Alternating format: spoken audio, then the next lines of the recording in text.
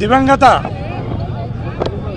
నేత అనంత వెంకటరెడ్డి గారి 25వ వర్ధంతిలో అశేషంగా జనం పాల్గొనడం అనేది ఆయన గతంలో చేసిన సాగునీటి తాగునీటి కృషి అనుకోండి, ఈ పట్టణంలో ఈ జిల్లాలో శాంతి కోసం పాటుపడిన వ్యక్తిగా, అదేవిధంగా పార్లమెంటులో కానీ రాజ్యసభలో కానీ అనేకసార్లు ఈ జిల్లా యొక్క కరువు పరిస్థితులను గలము విప్పిన మహానుభావుని వర్ధంతిలో పాల్గొనటం నేను కూడా ఎంతో ఆనందంగా అదృష్టంగా భావిస్తున్నాను.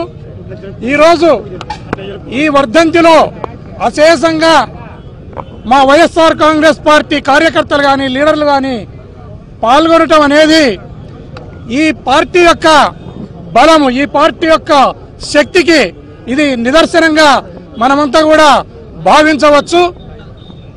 అదేవిధంగా ఆయన బాటలోనే ఆయన కుమారుడు అనంత వెంకటరామిరెడ్డి గారు కూడా ఈ టౌన్లో శాంతి కోసం కానీ, ఈ టౌన్ అభివృద్ధి కోసం కానీ, ఈ జిల్లా ఉమ్మడి జిల్లా అభివృద్ధి కోసం కానీ పాటుపడటం అనేది చాలా సంతోషం. ఆయనను కూడా ఈ సందర్భంగా ఆయన కుమారుడు అనంత వెంకటరామిరెడ్డి గారిని కూడా నేను అభినందిస్తూ సెలవు తీసుకుంటున్నాను.